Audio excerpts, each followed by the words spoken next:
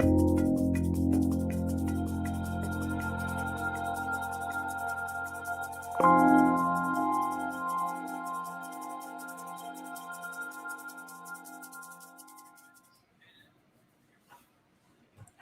everyone. Thank you so much for joining me today for the final holiday dessert live event. We've had a number of them, and plant-based desserts are bringing up the rear. I'm very excited about it. I am a little bit surprised that Thanksgiving is next week. It feels like time is just flying by. But I'm very excited about it. I'm going to be going to my daughter's home in Bucks County this year. And so not having a virtual Thanksgiving feels really good to me. I'm very excited about today's event because I'm making one of my family's must-have favorite Thanksgiving desserts. It's probably not the most traditional for most people. We're going to have the pumpkin pies and the pecan pies. Usually there's a truffle, something for everyone. But I really like to do desserts, all of my food actually, that can be done in stages, and all the better if the food can be made, the dishes can be made and put in the freezer or the refrigerator, maybe assembled at the last minute. I really have come to a place over the last few years where I would like to be a guest at my party. I don't think that holidays should be stressful. So I start in advance. I talked about this last month at the event. It's not too late. It's not too early to think about holiday desserts, where I inventory food I have and make a list of what it is that I would like to buy. This year, I know there are issues with the supply chain. For me, it doesn't matter very much because I tend to buy what's at the farmer's market or in my local shops, and I have a lot of pantry ingredients in place. But that's something to consider. I mean, if I couldn't get a certain kind of apple, I would get another kind of apple. That doesn't bother me. And it's really important to do that. I hope you will all do that. I go through my freezer and refrigerator to see what I have and see what I can reuse in interesting kinds of ways. So I want to get going because today I'm going to show you a dessert from start to finish. We have some videos, and then I've got some fresh dishes as well. But let me take a moment to welcome guests, students, current and former. We've got a lot of graduates, and everyone who came today, welcome. I'm so happy to see you. So what I'm going to show you first is, this is cornbread that I had made last week. I just personally had a craving for cornbread. I think I was making some beans and I thought, I really would like some cornbread. So this is a very quick recipe. It's in the course. It's in my cookbook, More Great Good Dairy-Free Desserts Naturally. I always get tripped up on that. And what I did, and I served this actually for Thanksgiving. I find that while the food is happening, we usually eat about 5 o'clock, 4:30, depending on the little kids. It's nice to have something to snack on. So I'll often serve cups of a squash soup maybe, or a corn soup with little pieces of cornbread or corn muffins or another muffin. Well, last month's live event, we showed you the video of making the spiced pumpkin puree, which is super tasty way of handling canned pumpkin. I have made puree with fresh squash. I don't always use pumpkin. A lot of people use squash as well. And I find that cooking the spices and the sweetener into the pumpkin or squash, into the puree, makes an incredible difference in flavor. And that has been echoed back to me by many of my students. So I had some of this spiced pumpkin that I made. I think I made it the same time I made the cornbread. It's been in my refrigerator for a couple of days. And this is a really nice little treat to have. It can be an appetizer and it can be a dessert. Not everyone wants a full-on sweets dessert. So this is something I did. I also today used this with some frozen bananas, and I made a spiced pumpkin nice cream as an alternative to the baked Alaska ice cream, commercially prepared ice cream. So I'm going to show you that as well. Another thing to do is to have some small truffles. I always have Ganache in my freezer. I rewarm it very slowly. You know, it gets hard. Ganache gets solid when it is sometimes even at room temperature. I rewarm it until it's spreadable or liquefied over a bain-marie. And today I made some small truffles. There is some ginger powder on these truffles. I like the flavor of ginger. I also think that it's a good digestive, and so you will get the flavor of ginger. And what I did with these baguettes, this is whole grain bread that I got at my farmer's market. I spread some of the ganache, and on this one I have some pumpkin seeds, very seasonal. And on this one I have some pieces of pecans, again, very seasonal.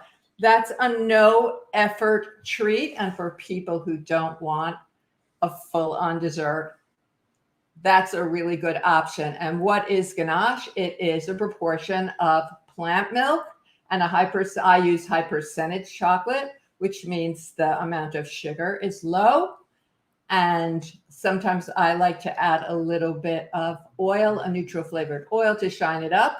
If you are not using oil, leave it out. Sometimes I add some salt because I like salt with my chocolate. You don't have to do that. You can infuse your ganache with spices, ancho chili or ginger or chai or whatever, and keep it around, and you've got these desserts as well. So I'm just going to move these out of the way.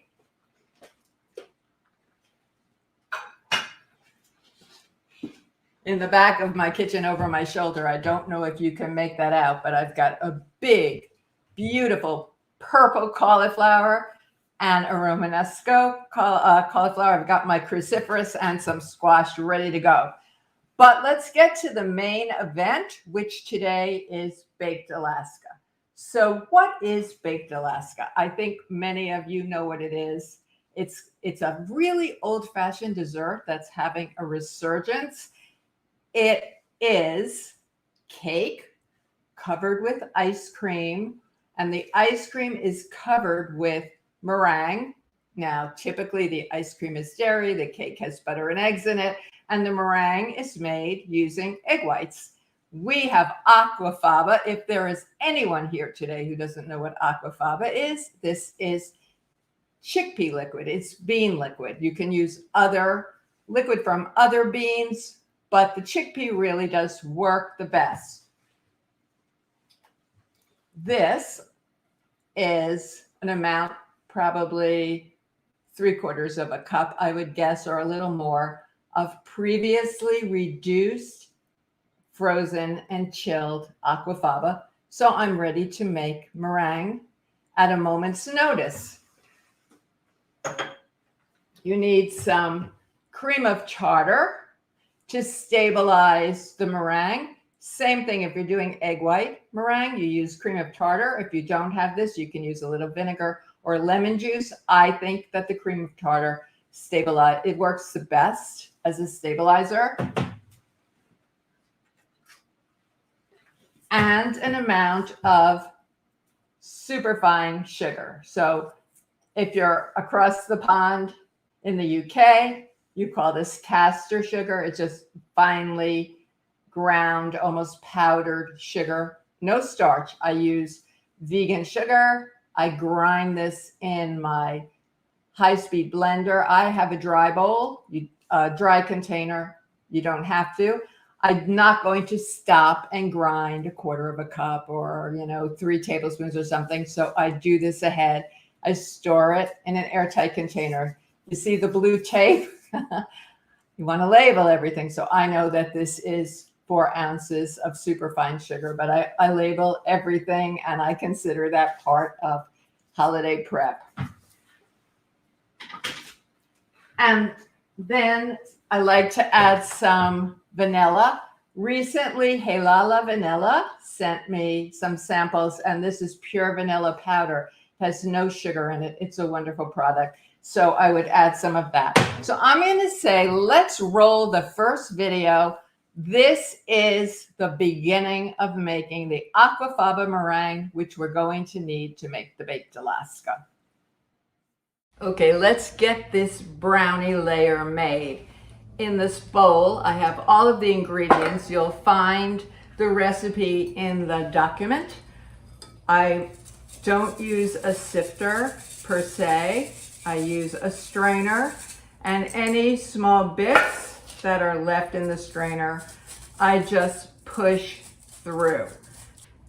In this little bowl, I have sunflower oil, which I find really makes delicious vegan batter-based desserts. I like to use a neutral flavored olive oil as well, and my choice is California Olive Ranch every day, but the sunflower oil is one that I've been using more often. I have prune puree in here as well. I think it adds a wonderful flavor, a little bit of maple syrup, and I also have oat milk, but I'm using the full fat Oatly. It comes in a few different kinds. So if I'm doing a large quantity, I will mix this up, the liquid ingredients maybe in a blender, or mix everything up in my food processor. I don't mean my food processor, in my stand mixer, but you can see that it's really easy to do. So I'm just simply going to pour the liquid. This is a pretty thick batter. The liquid into the dry, get every bit out, mix it up. And because this is gluten-free, I'm using a gluten-free chocolate chip. You can use a chopped chocolate if you like. And here is the cake going into the oven. It doesn't take very long. It doesn't fill the pan very much. So I think you can see that. While it was warm, maybe had cooled about 5 minutes, I used a ring to cut through. Hi, well, that was interesting because I told you that we were going to start with the Aquafaba, but actually it always makes more sense to start with the baked component and get that made, cooled, baked, cooled, and then in the freezer. So here is the brownie. Gee, one of them is missing. Well, it's actually in a ramekin, but these are absolutely delicious. They happen to be gluten-free. I am not gluten-free. I think many of you know that, but I know there are a lot of people who can't eat gluten.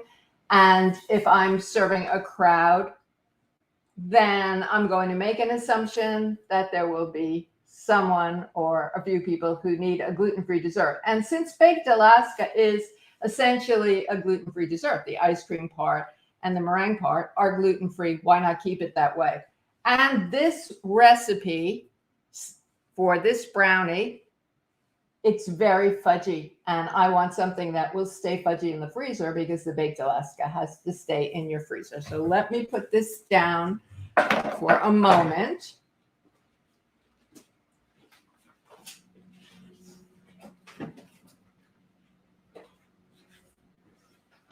So the next video that I'm going to show you is making the meringue from the very beginning to where it gets stiff. There is a brownie round in here. I just cut it. And what you're seeing in the video, eventually, I think the third video, you're going to see that I used strawberry Oatly ice cream. Why? Because my grandson likes strawberry ice cream. I have a whole chapter of ice creams in my book, but I had Oatly, strawberry, and I used it and it was delicious. I'm thinking there are some people here who are probably following more of a forks over knives or whole food plant-based type diet, and you might prefer to have nice cream. Nice cream, for anyone who doesn't know, is just a name for a frozen banana based frozen dessert. It tastes like ice cream. I used 1/2 cup of the spiced pumpkin puree and a little less than the same amount by gram weight of frozen banana, and creamed this in my small food processor. And it's absolutely delicious, both as a frozen dessert and as a sauce. So that's something that I wanted to offer to you as an alternative. Now, let's say you don't want the brownie. Well, you could mix this with some pureed silken tofu. You can make a parfait with this. You don't have to have the brownie part. Think in terms of components. It's always a great way to get a lot of desserts that are going to suit your time, your oven situation, your refrigerator situation, and people that you invite. So let's roll the next video, please. I have 117 grams of reduced and chilled aquafaba in my mixer bowl. I actually took it right out of my freezer. To the aquafaba, I added 4 grams, half a teaspoon of cream of tartar, which is the same thing that you would do when you're making egg white meringue, and whisked it up before I put the bowl on the stand mixer. What's going to happen is, over medium to medium high speed, depending on your particular stand mixer, you're going to whip this until you have an opaque and stiffened meringue, at which time you're going to add 115 grams of super fine vegan sugar, 1 tablespoon at a time. I beat for 30 seconds or so in between each addition. When all of the sugar has been added, you keep beating for at least 5 minutes. You'll know that the meringue is ready when it is stiff and glossy and has grown quite a bit. Now I'm just going to get the aquafaba to the opaque stage.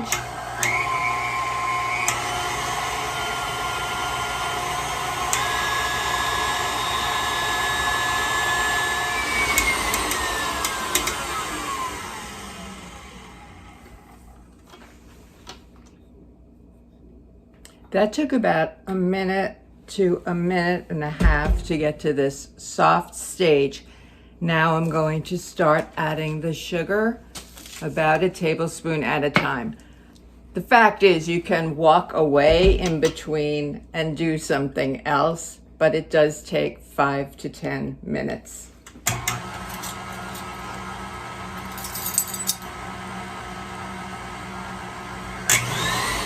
And here is my beautiful, glossy, stiff, beautifully whipped aquafaba meringue. No. Okay, so I will tell you, I still get crazy when I see that happen. I just love it. There is an event document that you can find right here, and it has the recipe. You, especially those of you who are in my course, might be wondering why I was saying, and I'm adding 117 grams of the finely powdered sugar or the aquafaba, whatever. Well, that's because I really do weigh my ingredients. It makes for a very precise result. It means I can scale things up and down very easily.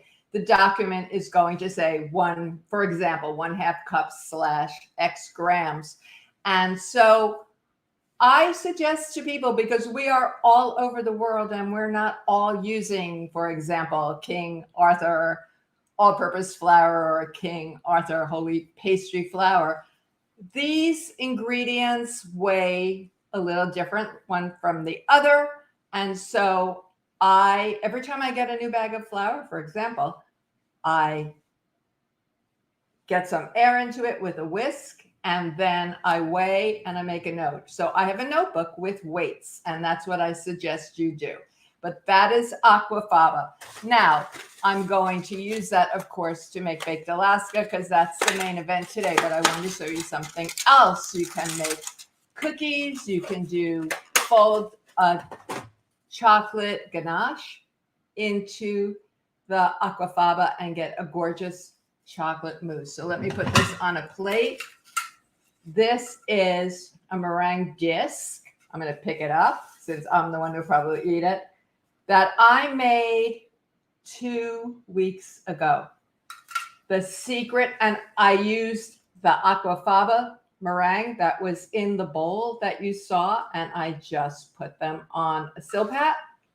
What I did was I used the proof setting on my oven and I dried them overnight. I would say took about 13 hours to get to this point. Now you will read recipes that say just bake your meringues at a low temperature. We have a recipe in the course and that works too, but I find the best ones are really dehydrated or dried overnight. How did I get it? Anybody here who has made meringue know they get sticky at room temperature, particularly when it's humid. How did I get this to stay so nice and crispy? I will show you. I use food grade silica gel desiccant packages, and it really works. It really works. So before this event is over, I'm going to put some cream on here, and this will become another dessert. But let's go to the final video now, and let's make Baked Alaska.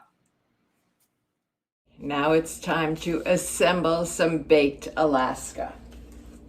In this ramekin, I really prefer for service to do individual ones. Of course, for parties, I do long cakes and round cakes, but I find the convenience of the single serve, whether it's this size or quite a small one, to be very convenient. And once the Aquafaba is applied over the ice cream, can go right into the freezer and you torch it just before service.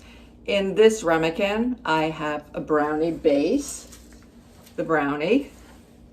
For the smaller ones, I use the scraps actually.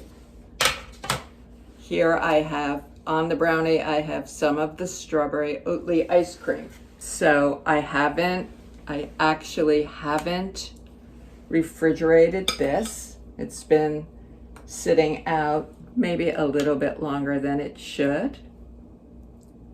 But you can see that it still applies really nicely. Another thing that I can't find right now is my big culinary torch, so I'm going to use a small one. It works fine. In fact, that's what I use when I'm teaching. I don't think I love the idea of having one of the big torches in my apartment. So I'm just gonna do some pulling here. If I had done this right at the moment that I took the meringue from the mixer. Oh yeah, that's good. So I'm going to torch this now. Occasionally I put a little sugar on here, but I'm not going to do that today. Okay, let's get torching here.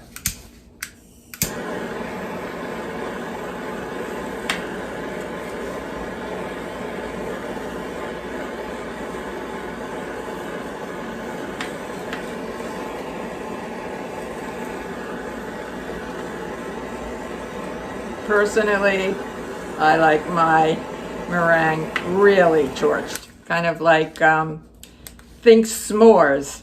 And in fact, this meringue is used with homemade graham crackers and chocolate ganache to make s'mores in the course. And my experience with customers and with students is that they say, "Can you really burn mine So here is my fully torched baked Alaska, ready to eat. The little one, I'm just gonna put some meringue on here. I'm not going to torch it. I'm going to put it right into the freezer, and it will be ready when I am needing to serve.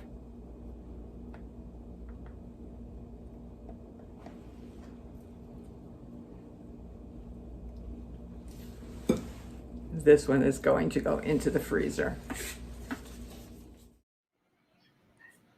Okay, how yummy does that look? It looks yummy to me, that's for sure. So here is one of the smaller ramekins, and I told you that, I mean, I've got the rounds cut, but you can just take the scraps. This is very fudgy, and put them in your ramekin.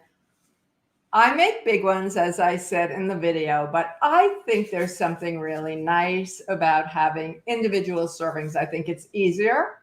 You don't have to get a board and do cutting. You know, it depends. And they just stay in your freezer, and then you have dessert. Now you can use a layer of fruit.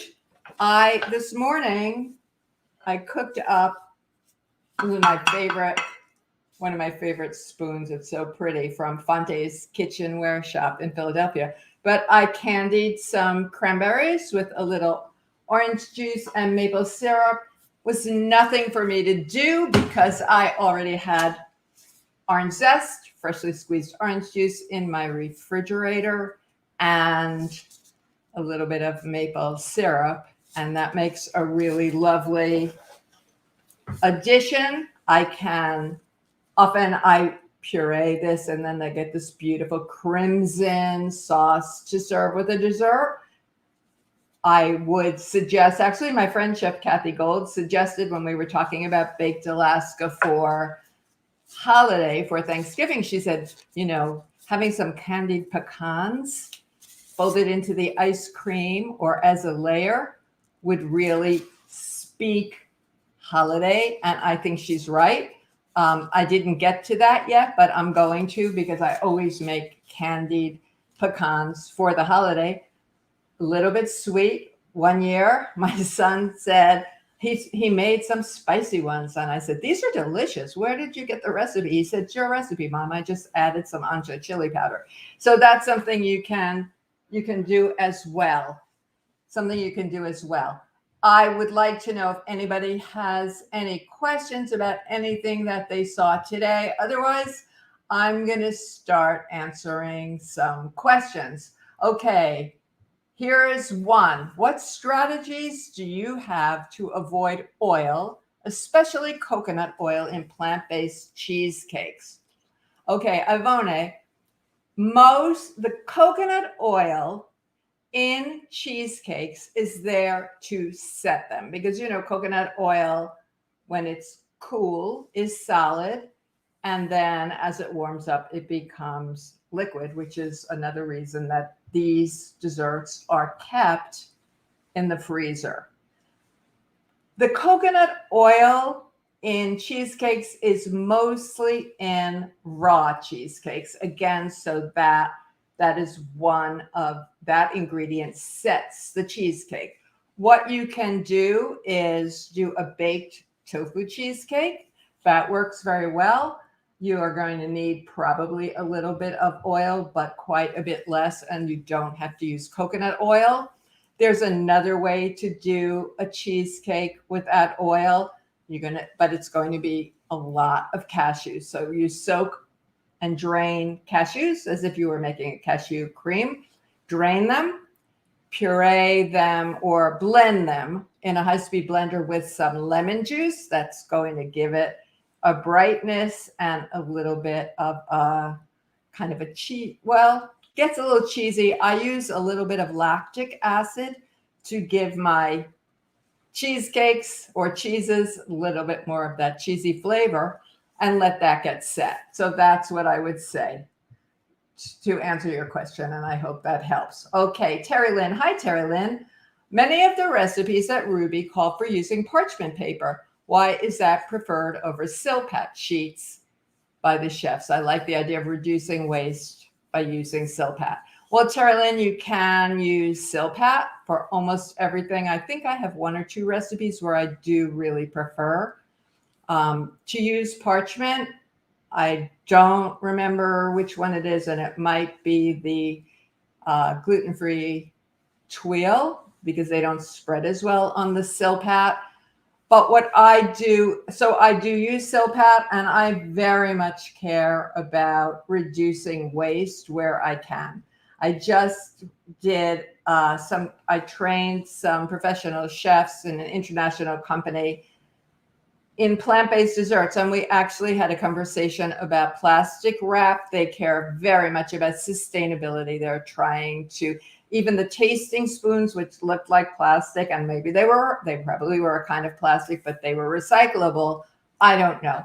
We were talking about plastic wrap, for example, and there just isn't anything yet to replace it. So when I use parchment or plastic, I reuse it. My parchment gets folded again. I put, and I just reuse it. In fact, what I have here is a piece of parchment that's been used several times, but go ahead and use the Silpat. It works really well. And there are a couple of brands of them. So I'm with you, Terry-Lynn. Let's, and everybody else who really wants to avoid waste. Okay, Sherry says, hi, Chef Fran. At one of your live events, did you say that nut butter, once opened, should be refrigerated?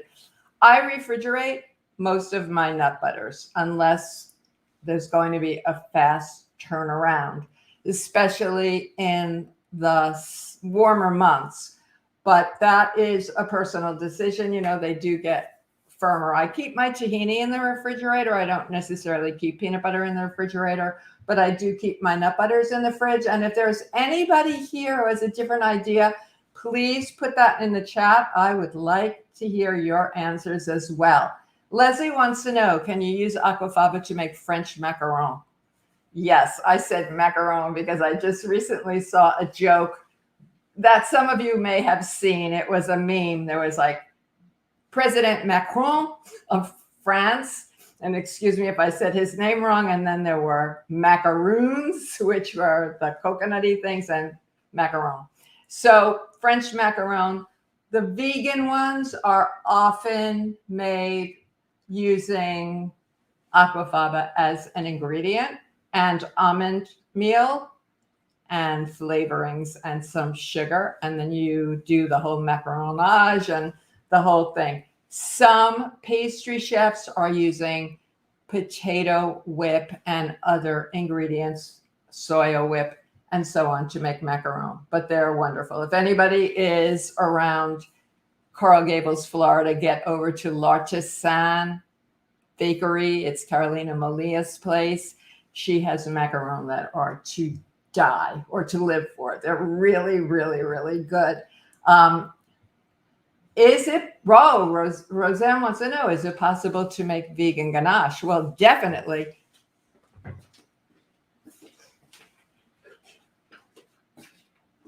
So these desserts that I showed you earlier are ganache based. The truffles are made with a heavier ganache, meaning the proportion is more chocolate than plant milk.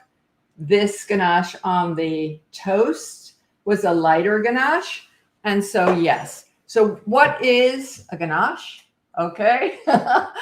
Ganache is typically a proportion. It's a proportion of, it's an emulsion of chocolate and when it's not plant-based, heavy cream, sometimes butter is added, and sometimes corn syrup is added, and you just combine them carefully, emulsify, and then you've got ganache to use for so many, many things. It's so easy. And it is an absolute foundational recipe. What you want to do is choose a chocolate that tastes good to you right out of the package, because the chocolate flavor will come through.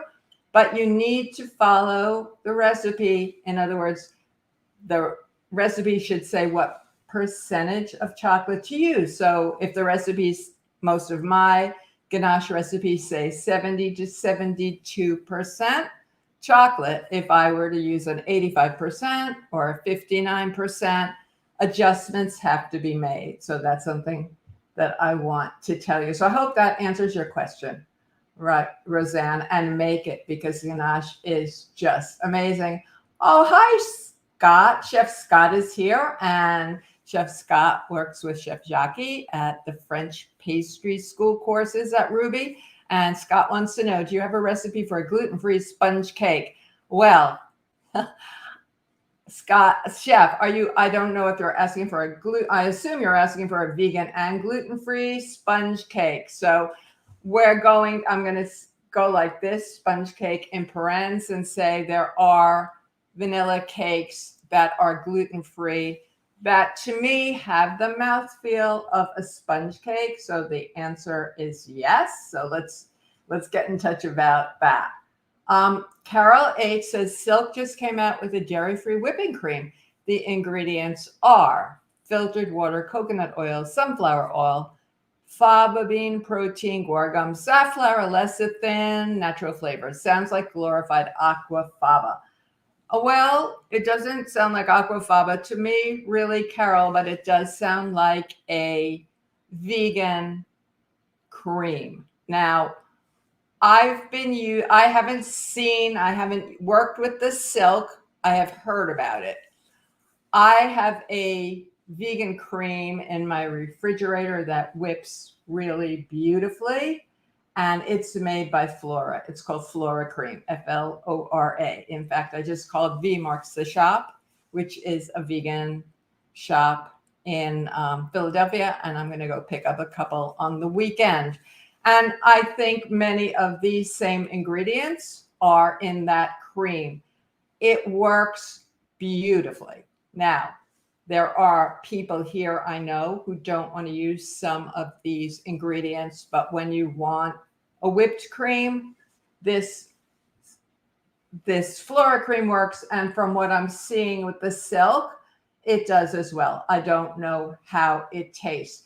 People are using fava bean protein in a lot of different ways because it turns out that it's amazing. This is a good time for me to show you. This is Aquafaba Powder by a company called Vor. A couple of, maybe last month or so, I did a giveaway with them on Instagram.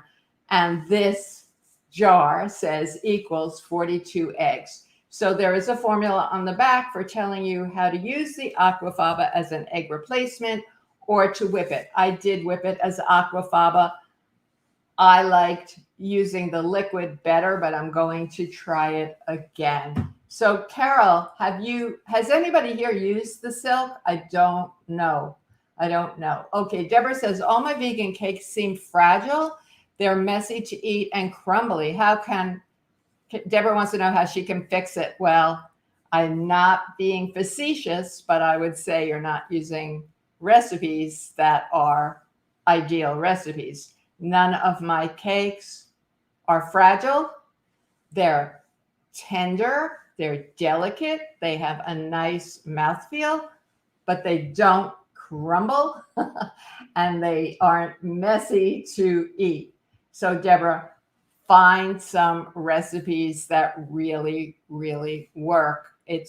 I don't know where you're getting your recipes, if they're your own recipe or if they're from a vegan cookbook, or if you're just doing a search online, which can be pretty dangerous if you don't know whose recipe it is. But a vegan cake should be wonderful. It should be absolutely delicious.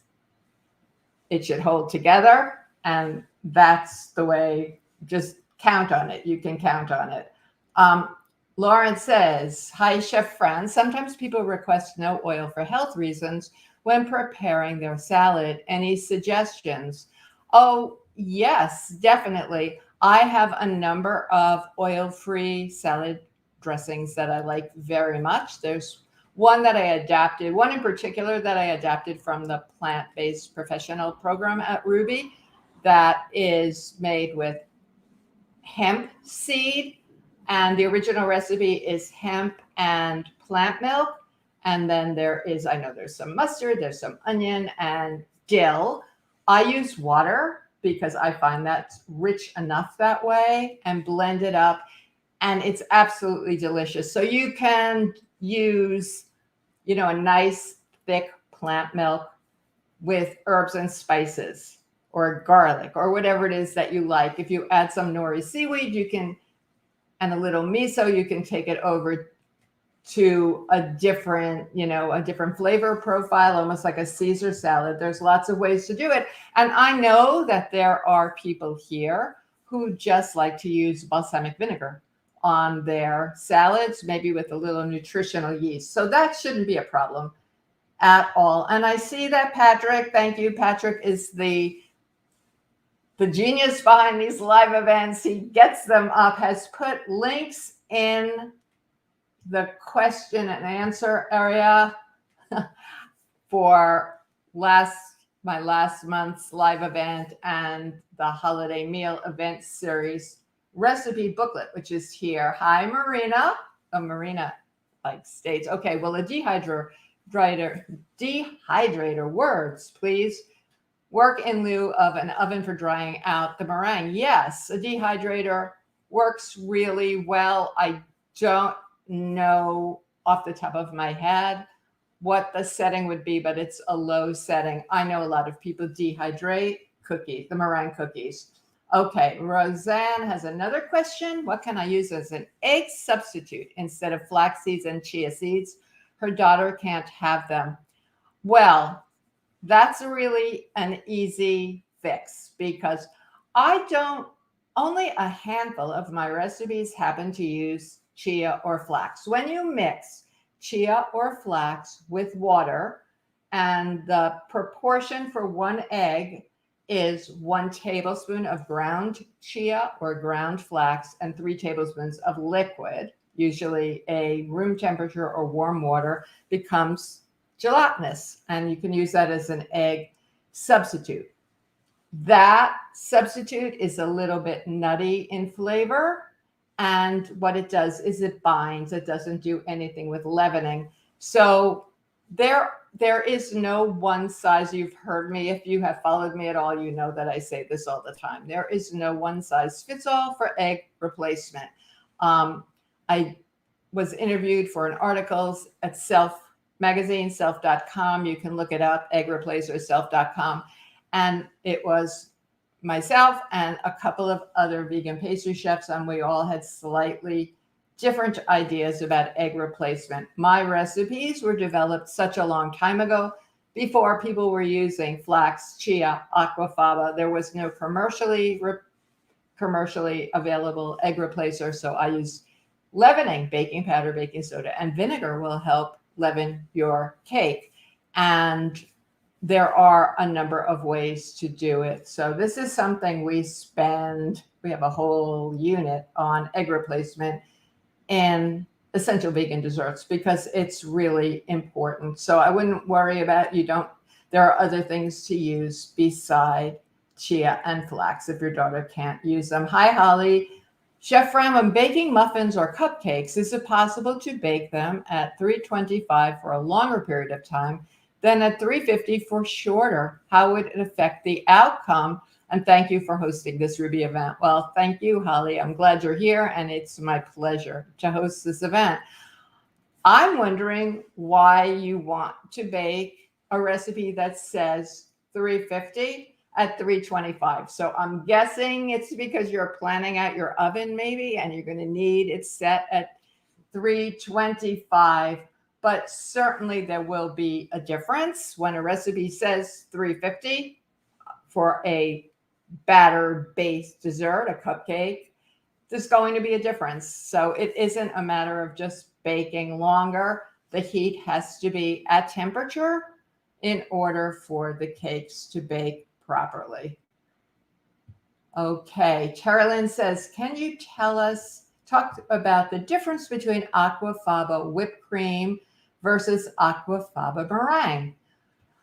Terry Lynn, that's an interesting question. Thank you for asking. I think that they're really interchangeable. To me, I have used Aquafaba Meringue as whipped cream.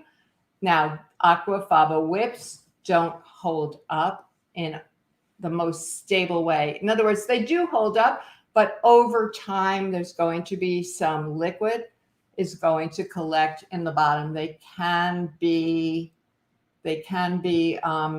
re-whipped most of the time, but I use it one and the same. You might be adjusting the sugar. Now, you really do need to use sugar when you're making Aquafaba meringue / whipped cream. That helps to stabilize the foam. You can cut back a little bit. I know that I teach that you need to use vegan cane sugar. I had one student say, well, I made it. I know you say you can't, but I did it with maple sugar, and someone else, I think, used syrup. Aquafaba will break in the presence of some acids and so on. So that you're going to get the most stable result using the very finely powdered, the castor cane sugar. But it's delicious as a cream. Sherry says, happy Thanksgiving, Chef Fran. Well, thank you. The same to you. How do you make gluten-free and vegan bûche de Noël? Would you share tips on how to make one, or do you have a recipe to share? The chocolate cake to live for, which was, I think many of you know, the cake that I refer to as my breakthrough cake when I left the traditional butter, sugar, egg kitchen for health reasons and set out to develop vegan desserts that would taste good. They were vegan by definition, not by taste. And I developed this particular chocolate cake. Today, there is a no oil added version of that cake. That was Rip Esselstyn's wedding cake. And there is a gluten-free version of that cake. And how I make a bûche is a little different. Mine isn't rolled. Mine is shaped.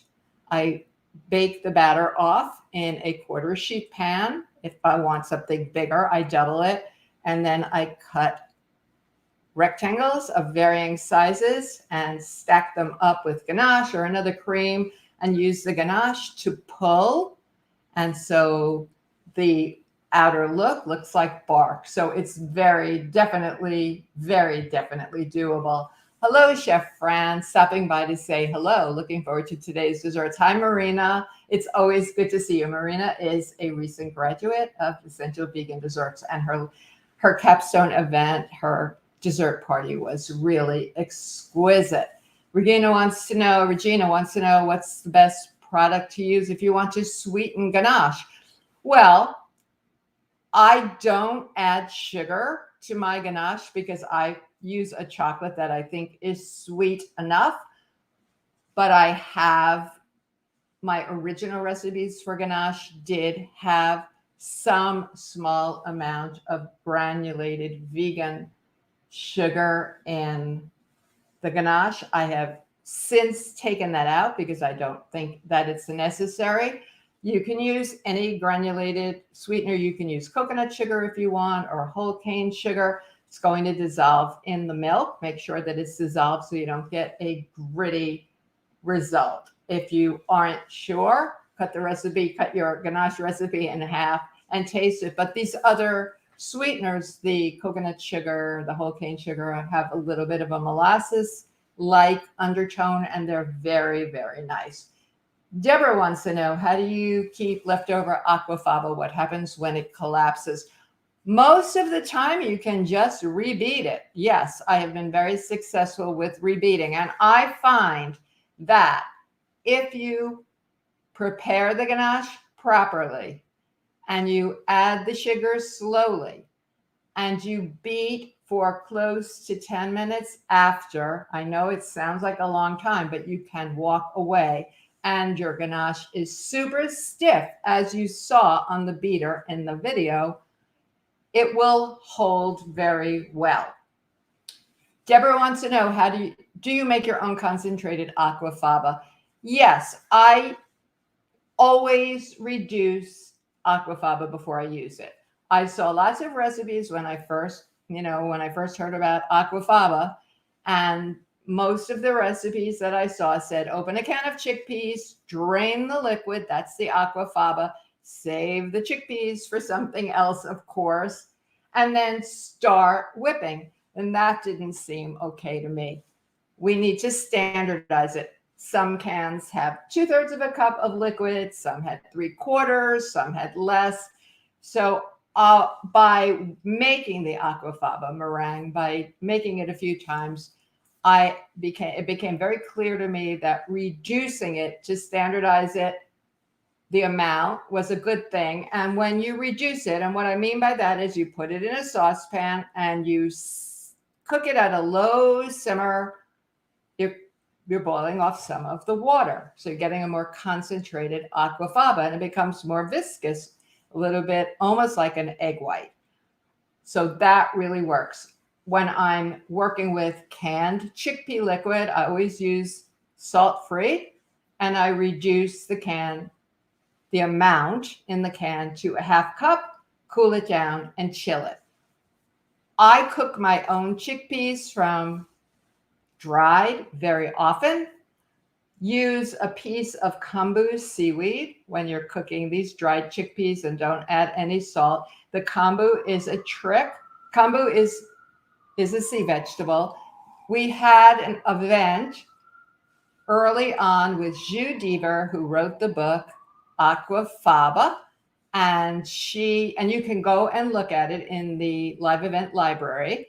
And she recommends using the kombu. Kombu supposedly has some natural MSG in it.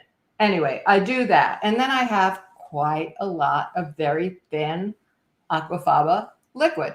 I reduce that a lot more. I reduce that at least by 1/2, I would say. And I just keep looking at it until it's more viscous. And I divide it up and I freeze it. So that's how you do it, Deborah.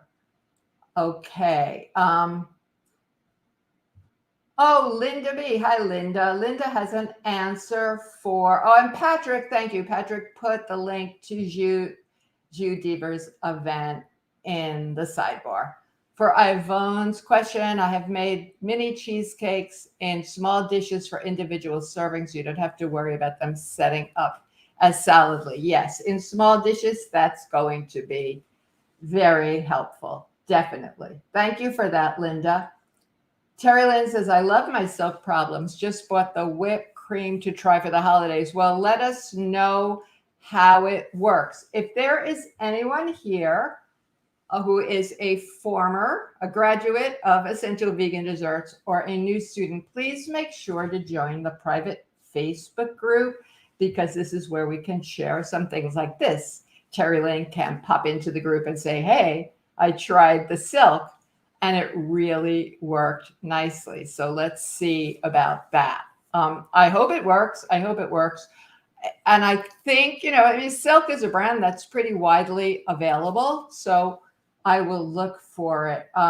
Carol wants to know, do you have a recipe for grape banana cake and or bread? Well, I like my banana bread very much, and I like my banana bread as muffins and as a cake. And there is one on my website. You can go to my website, franccostigan.com, and have a look at the recipe. I don't know. I buy bananas. I eat very few bananas, but I like to have them around in case I want a banana. And then invariably they go into my freezer. And I have discovered this past year that it's perfectly fine to use defrosted bananas to make things like banana bread. It works really well. They don't look nice when they're defrosting and there is some amount of liquid, but I just mash them up and use it just that way. So I think that will help. I just want to put together this dessert, and then it's hard to believe, but the time is pretty much up.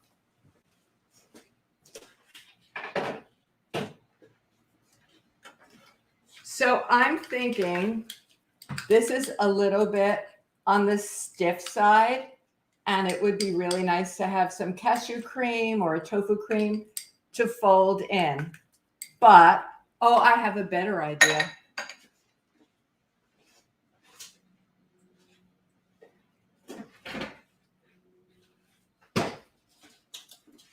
So I froze the nice cream, and it's definitely solid. So let's see if I can get it out of here. I can, I think. Dropsy, dropsy. But we're going to use our imaginations here. So this is going to be a cream, or it could be a different way to do baked Alaska. On this, I'm using one of my grandma's plates because I like to bring other people to the holiday table. But this could be a really nice dessert. And here we are. These meringue discs are really, really wonderful to have around. And, you know, as this defrosting gets softer, it will be really lovely. So I hope that you've learned a thing or two. I hope you're inspired to make simple desserts, to make more complicated desserts. Here actually is a little bowl of ganache that I had made earlier. Think about components. If you have baked off, if you have extra meringue from your baked Alaska, you can break up pieces of the meringue that you bake and make something like an eaten mess, which is actually meringue and creams and fruit and so on. Always think about filling out your plate with fruit, because that's how we get to have dessert in a more healthful way. And size of portions. Chef Char Nolan, when she first tasted my truffles, she said, "Oh my gosh, they're so little." These are actually about as big, maybe a little bigger than the ones that I usually make, but this is something that you can do too. So again, remember that there is a document here with the recipes for the brownie and for the Aquafaba meringue that you can refer to, and with some tips. You can go back and see how we made the spiced pumpkin last month. And I want to, again, thank you all for being here.